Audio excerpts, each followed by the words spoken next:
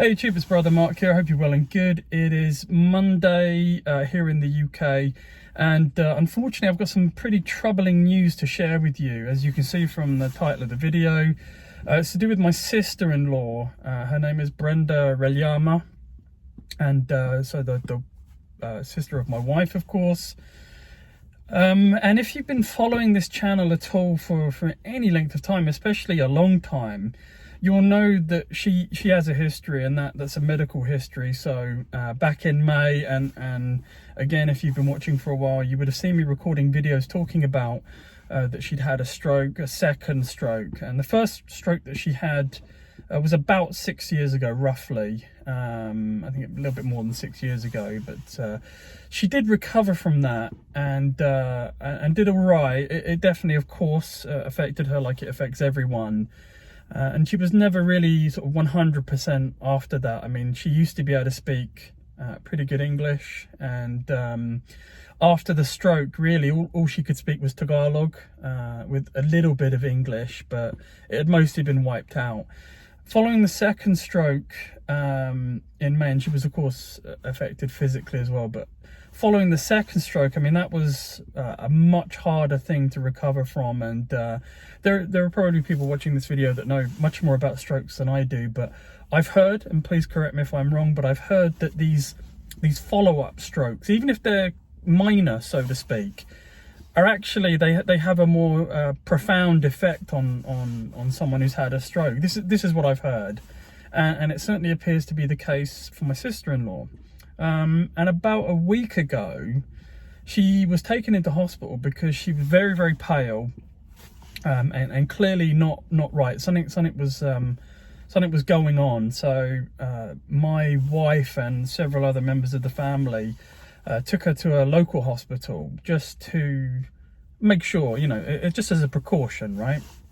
To make sure everything was okay, and the initial feedback I got, because I didn't record a video until today, was that it was kind of okay. It was like there was an imbalance, some deficiency, a nutritional deficiency, or this thing and that thing, but they still kept her in. And actually over the sort of next couple of days, it appears that there was a blood clot on her brain somewhere, following some scans. And I've been monitoring this, and of course talking to my wife every day, and that situation has become progressively worse.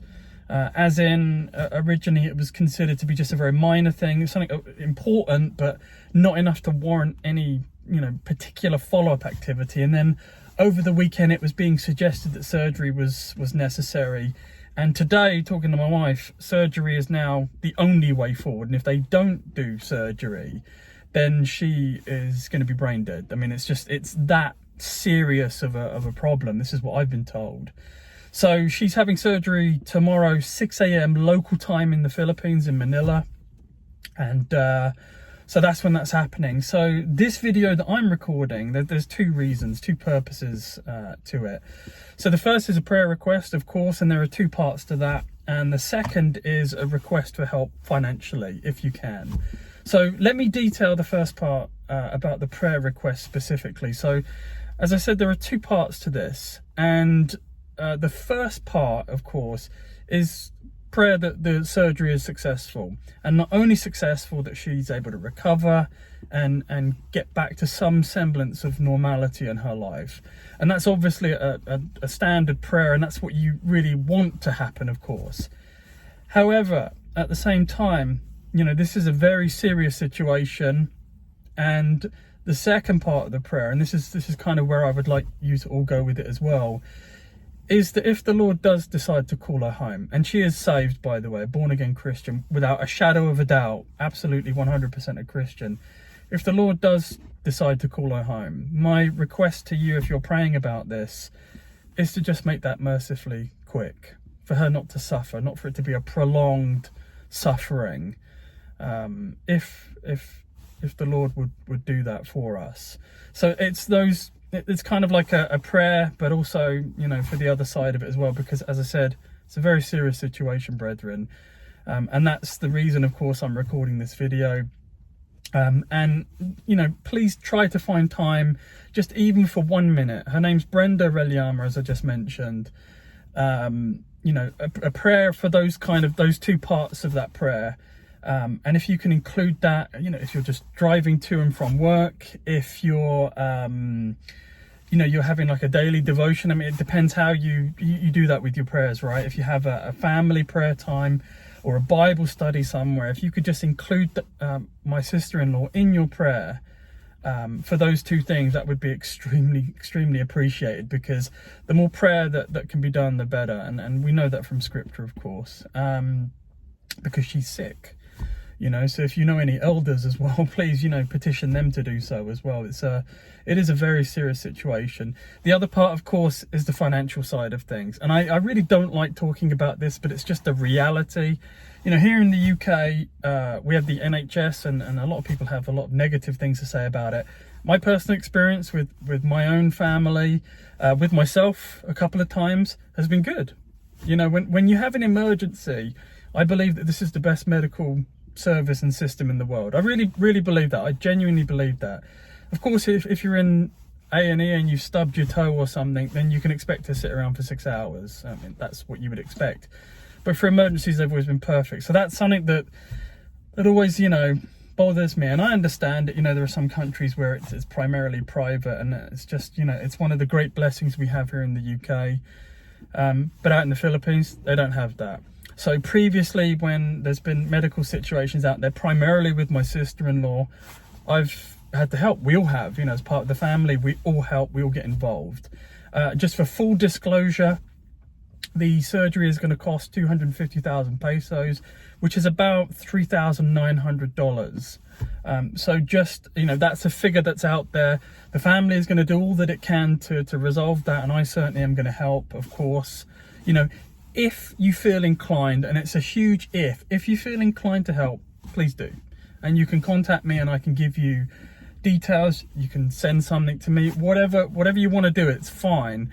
But primarily above all, more than anything, it's the prayer that is critical for this situation. So please, this is the thing, don't like talking about that kind of thing. Of course, I'm going to do what I can and so on, but if you feel inclined to do so, great, please do help if you can.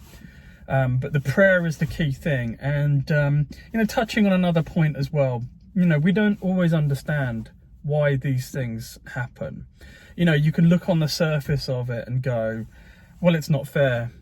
She has 3 young children, one young daughter in particular, my niece, who I know is going to be terribly affected by this one way or another. She was the last time. It was very, very unpleasant, very difficult to see a young girl, like that. And I remember I was just there all the time for her, and I wish I could be there now, but I can't. It's just a reality, and I am worried about that side of things. So, please do, keep the whole family in prayer, really, because, they're really affected by it. My wife was pretty much in tears when I was talking to her earlier. I mean, I can tell by just her reaction alone how serious this really is. I'm very concerned about the outcome of this. But, going back to what I was just saying, we don't always understand how this is going to work out one way or another. We forget sometimes that the Lord wants to bring somebody home. We don't always understand why, but over time that gets revealed. And I don't know if you've seen this. I've seen this several times now, where I don't get why something is not happening or why something is happening. And at the time I'm frustrated, I'm upset, I'm angry, whatever it might be. And to my annoyance, X years later, I see why that thing happened and why it led to this and it led to that thing and so on. So we don't always understand why these things happen to quote, good Christians. And it bothers me personally as well, because I think, well, my walk's not very good. Why am I not the one to suffer? Why does someone like that have to suffer? But we don't always understand it, brethren. And we won't understand it until sometimes many, many years later. So I understand there's a reason for these things to happen. And I understand that should things go south, that's also for a reason. Obviously, my prayer and petition is that it doesn't, and that she makes a full recovery. And that's my request to you all as well. So I'm going to leave the video here. You know, I think I've said everything that I need to say.